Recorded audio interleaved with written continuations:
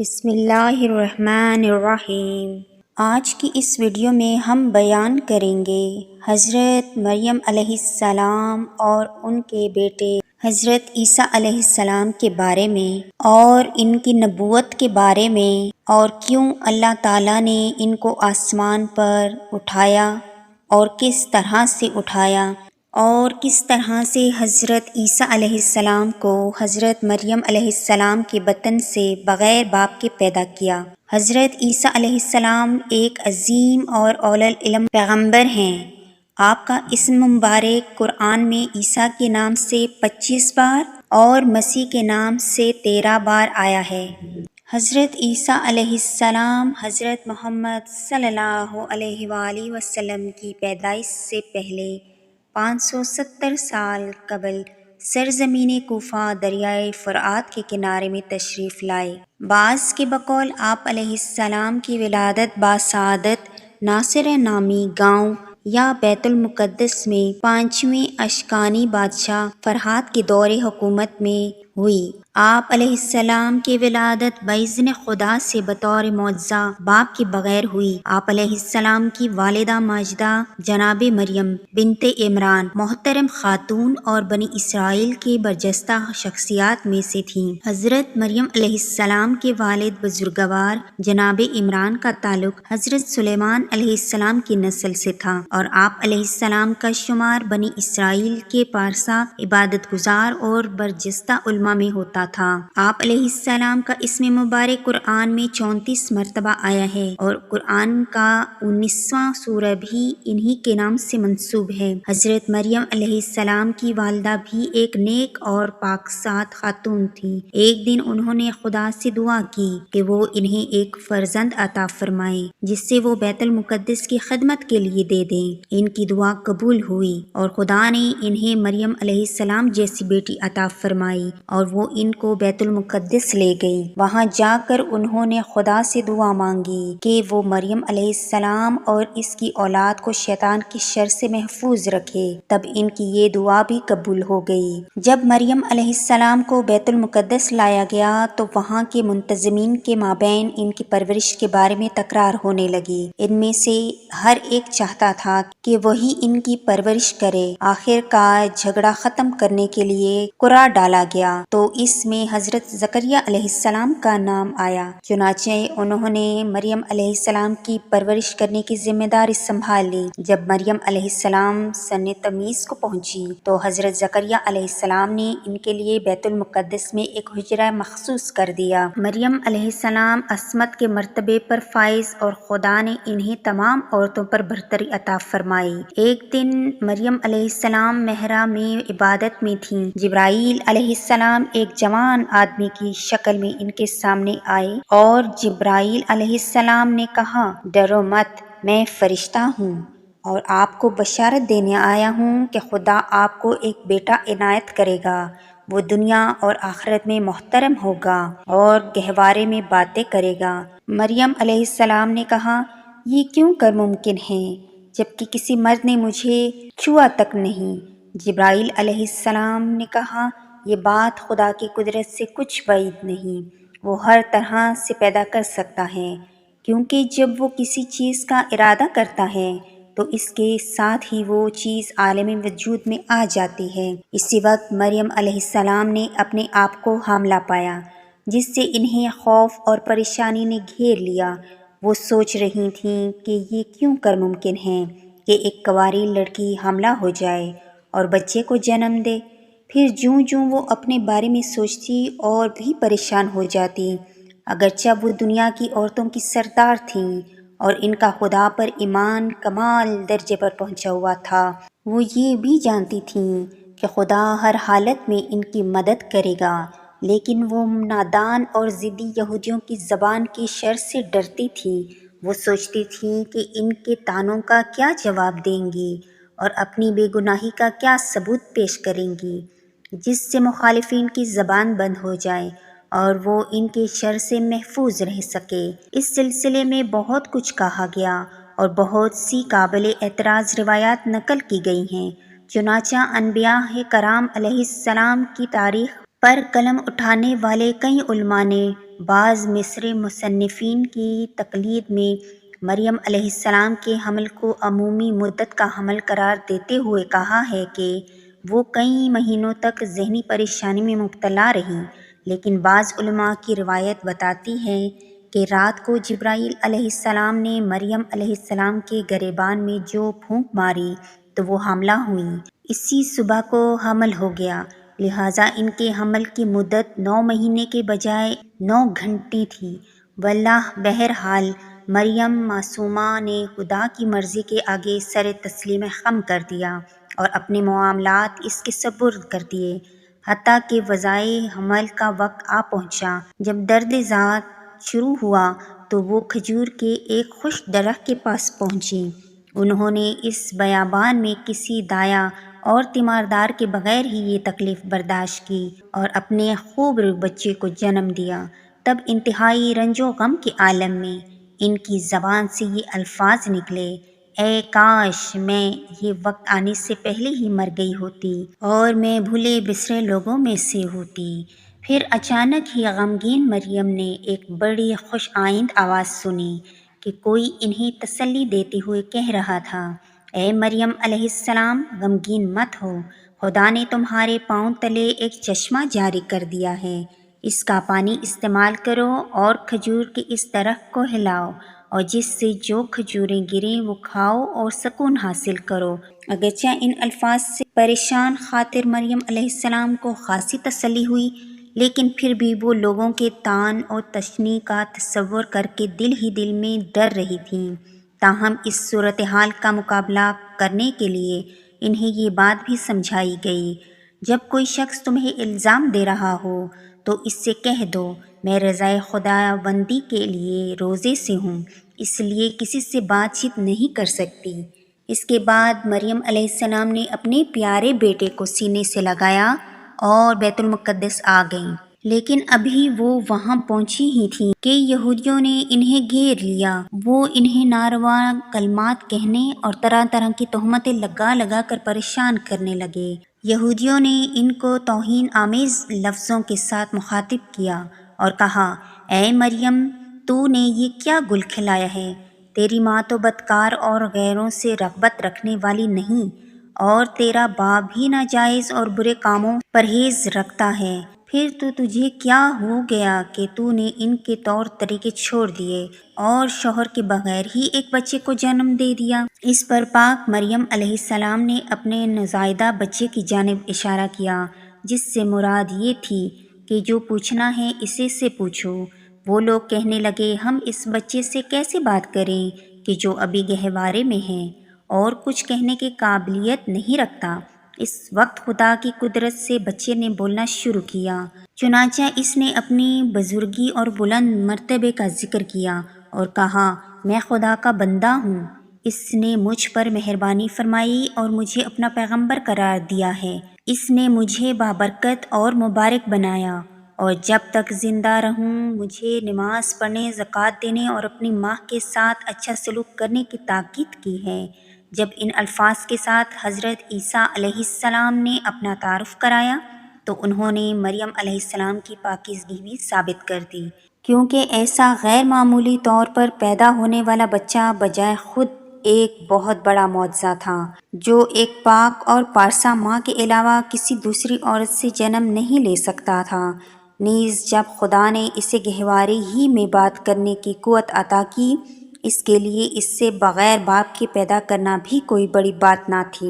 تاہم اس واضح شہادت کے باوجود بھی یہودی اپنے خیال پر قائم رہے اور یہ روشن نشانی دیکھ کر بھی نازیبا باتیں کہنے سے باز نہ آئے اور اپنی جہالت اور ضد پر کھڑے رہے۔ لیکن کچھ ایسے نیک لوگ بھی تھے کہ جنہیں یہ عظیم معجزہ دیکھ کر اس بات پر کوئی شک نہ رہا کہ یہ نومولود خدا کی بڑی نشانی میں سے ایک نشانی ہے اور مریم علیہ السلام پاک و منزہ ہیں اور ہر قسم کی لغز سے بری ہیں۔ ایسے میں جب سرزمین مشرق کے ستارہ شناسوں کو مسیح علیہ السلام کی پیدائش کی خبر لگی تو وہ ان کی زیارت کرنے بیت المقدس آئے اور ان کے لیے تحفے لائے۔ انہی دنوں یہودیوں کے بادشاہ ہیرودس حضرت عیسیٰ علیہ السلام کے پیدا ہونے کی خبر پہنچی تو وہ ڈر گیا کہ ایسا نہ ہو کہ اس کی سلطنت میں کوئی خلل واقع ہو جائے، لہٰذا اس نے آپ کو قتل کرنے کا ارادہ کر لیا۔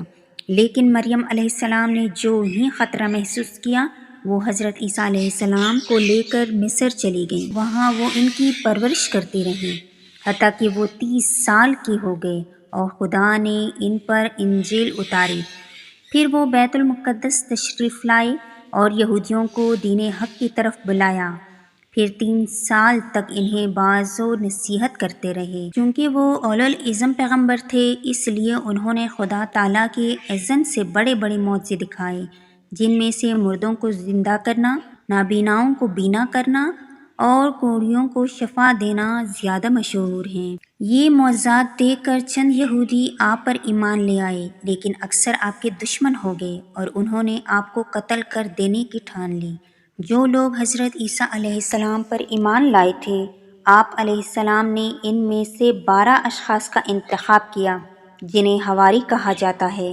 وہ ہر وقت آپ کے ساتھ رہتے ہیں اور آپ سے تعلیم حاصل کرتے تھے، چنانچہ آپ انہیں انجیل کی تبلیغ کرنے کے بارے میں تاکید فرماتے تھے۔ یہود کی دنیا پرست علماء کا خیال تھا کہ حق اور حقیقت کے اس ستارے کے آگے ان کا جھوٹ مان پڑ جائے گا، ان کی بالادستی ختم ہو جائے گی اور صدقہ و نذر کی رقمیں نہیں ملیں گی اور وہ تہ دست اور محتاج ہو جائیں گے۔ مطلب یہ کہ خدا کے پیغمبر اور آسمانی کتاب کی آمد سے ان کے لیے سادہ لوگوں سے مال حاصل کرنا ممکن نہ رہے گا، لہٰذا انہوں نے فیصلہ کیا کہ خدا کے روشن کیے ہوئے اس چراغ کو بجھا دیں اور پورے سکون کے ساتھ دنیا کے مزے لوٹیں۔ بس انہوں نے حضرت عیسیٰ علیہ السلام کے خلاف محاذ قائم کر لیا اور اعلانیہ ان کی تذلیل کرنے لگے، چنانچہ انہوں نے آپ کے معجزوں کو جادو اور شعبدہ قرار دیا اور ہٹ درمی سے کام لیتے ہوئے اپنی گمراہی پر اڑ گئے۔ تاہم حضرت عیسیٰ علیہ السلام اپنے مخالفین کے ساتھ آہنی دیوار کی طرح جمے رہے اور دین کے حقائق نشر کرنے میں مشغول رہے۔ انہوں نے اپنی مدد اور حفاظت کے لیے خدا تعالیٰ کی ذات اقدس کو کافی سمجھا اور دشمنوں کی یلغار سے ہرگز ہراساں نہ ہوئے، بلکہ جہاں کہیں لوگوں کا اجتماع ہوتا آپ وہاں تشریف لے جاتے اور ان کو انجیل کے احکام سناتے۔ آپ زائرین کے بیت المقدس میں آنے کے موقع سے بھی فائدہ اٹھاتے اور ان کے اجتماعات میں جا کر لوگوں کی رہنمائی فرماتے تھے۔ اسی طرح بہت سے ان کے یار و انصار کی ساخت میں شامل ہو گئے۔ اگرچہ یہ صورتحال دیکھ کر یہودیوں کے دلوں میں دشمنی کی آگ اور بھی بھڑکتی تھی، لیکن وہ خدا تعالیٰ کی رضا اور تائید کے مقابلے میں کچھ نہ کر سکتے تھے۔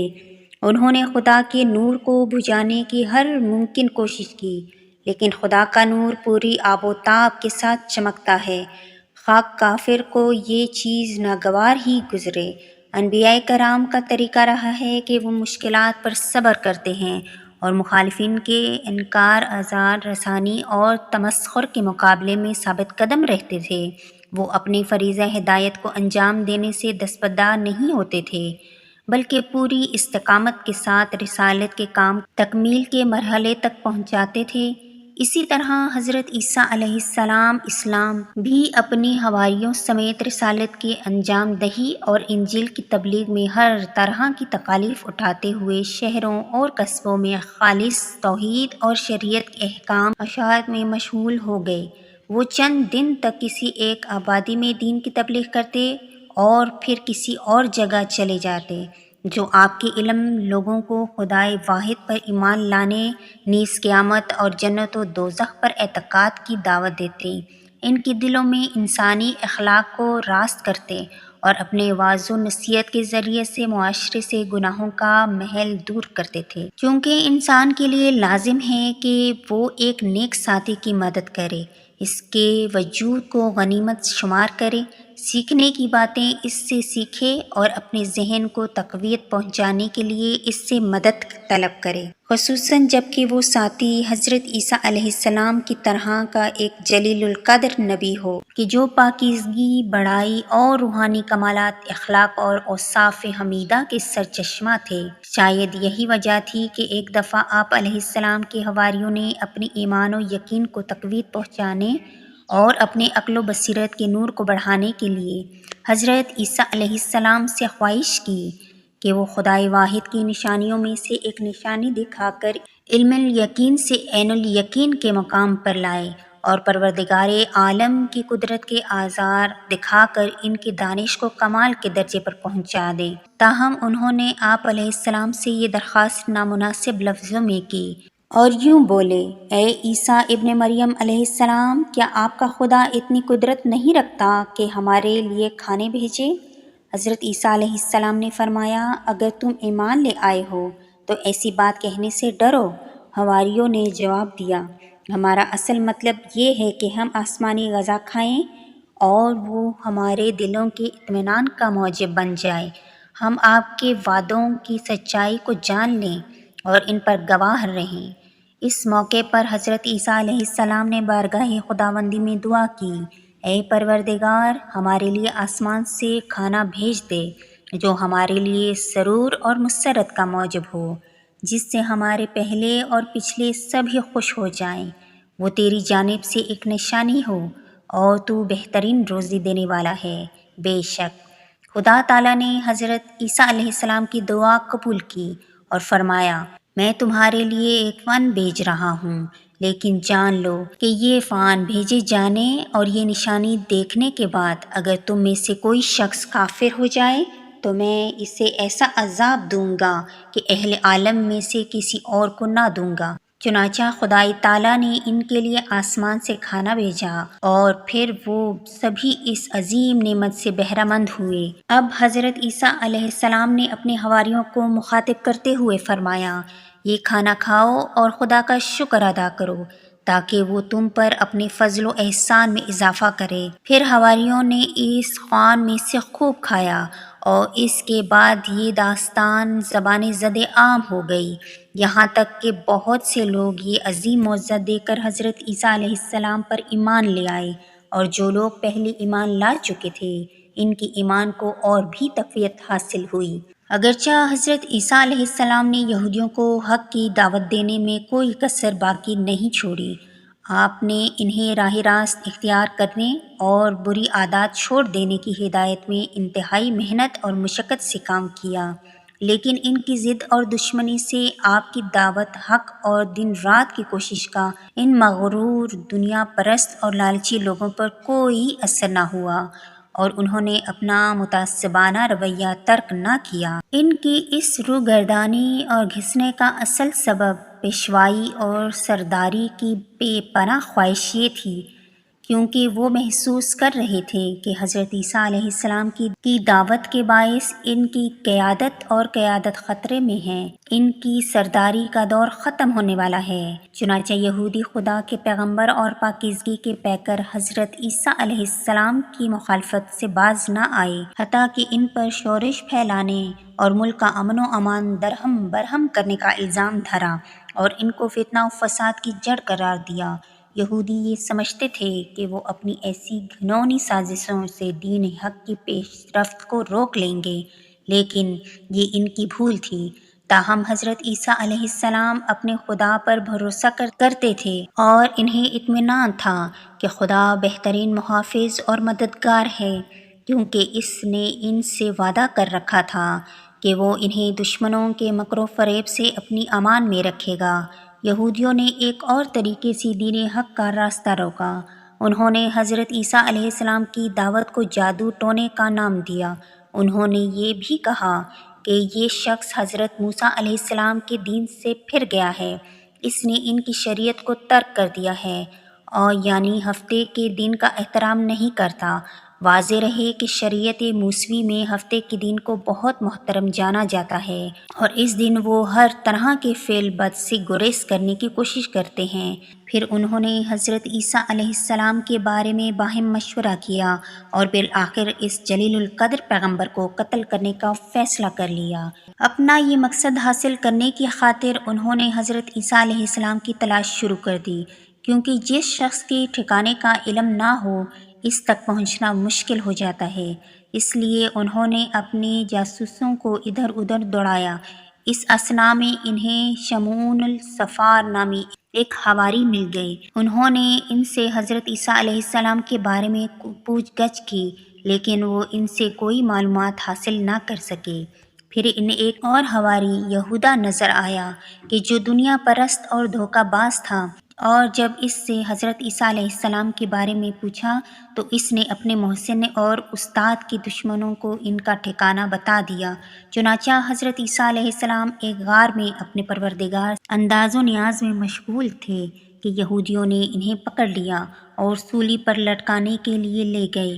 وہ یہ سمجھ رہے تھے کہ انہوں نے اپنا مقصد حاصل کر لیا ہے اور ان کی پریشانیاں ختم ہو گئی ہیں، تاہم یہ ان کی بھول تھی۔ خدا کی قدرت انسان کی تدبیر سے کہیں بڑھ کر ہے، کیونکہ جب وہ کسی کام کا ارادہ کرتا ہے تو اس کے ساتھ ہی وہ کام انجام پا جاتا ہے اور اس میں کوئی رکاوٹ پیش نہیں آ سکتی۔ پھر حضرت عیسیٰ علیہ السلام تو خدا کی ایک بہت بڑی نشانی تھی اور ان کی ولادت غیر معمولی طور پر ہوئی تھی، لہٰذا یہ لازم تھا کہ ان کی زندگی بھی عام لوگوں سے مختلف ہوتی۔ چنانچہ اس فتحناک موقع پر جب کہ دشمنوں نے انہیں گھیر رکھا تھا اور ان کا خون بہانے کے در پہ، حق تعالیٰ کا دست قدرت ان کو رہائی دلانے کے لیے آگے بڑھا اور انہیں سولی چڑھنے سے پہلے ہی آسمان کی طرف اٹھا لیا، جہاں وہ زندہ و سلامت موجود ہیں۔ جب حضرت امام مہدی علیہ السلام دنیا کو عدل و انصاف سے بھرنے کے لیے ظہور فرمائیں گے تو حضرت عیسیٰ علیہ السلام بھی آسمان سے اتریں گے اور ان کی اقتداء میں نماز ادا کریں گے۔ جس وقت حضرت عیسیٰ علیہ السلام کو آسمان پر اٹھایا گیا اس وقت ان کی عمر 33 سال تھی۔ اس واقعے کا دوسرا پہلو یہ ہے کہ ایک انتقام لینے والا ہاتھ موجود ہے، اس لیے ضروری ہے جلد یا بدیر مجرموں کو ان کے کیے کی سزا ملے گی۔ چنانچہ جس غدار شخص یہودا نے چند ٹکوں کی خاطر حضرت عیسیٰ علیہ السلام کو گرفتار کرایا تھا، اس کی شکل حضرت عیسیٰ علیہ السلام سے ملتی تھی، اس لیے حضرت عیسیٰ علیہ السلام کی جگہ اس کو سولی پر لٹکا دیا گیا۔ گویا جو کنواں اس نے خدا کے پیغمبر علیہ السلام کے لیے کھودا تھا اس میں وہ خود ہی جا گرا۔ حضرت عیسیٰ علیہ السلام نے اپنے ظاہری زندگی کے آخری ایام میں جناب شمعون کا اپنا وصی اور جانشین بنایا تھا۔ حضرت یحییٰ علیہ السلام نے آپ علیہ السلام کی تصدیق کی اور آپ علیہ السلام کی شریعت کے مبلغ بنے۔ آپ کی شریعت پیغمبر اسلام صلی اللہ علیہ وآلہ وسلم کی بعثت تک 610 سال جاری رہی۔ اب بھی دنیا میں حضرت مسیح علیہ السلام کی شریعت کے پیروں کی تعداد سب سے زیادہ ہے۔ آپ کے پیروں کو مسیح یا عیسائی کہا جاتا ہے۔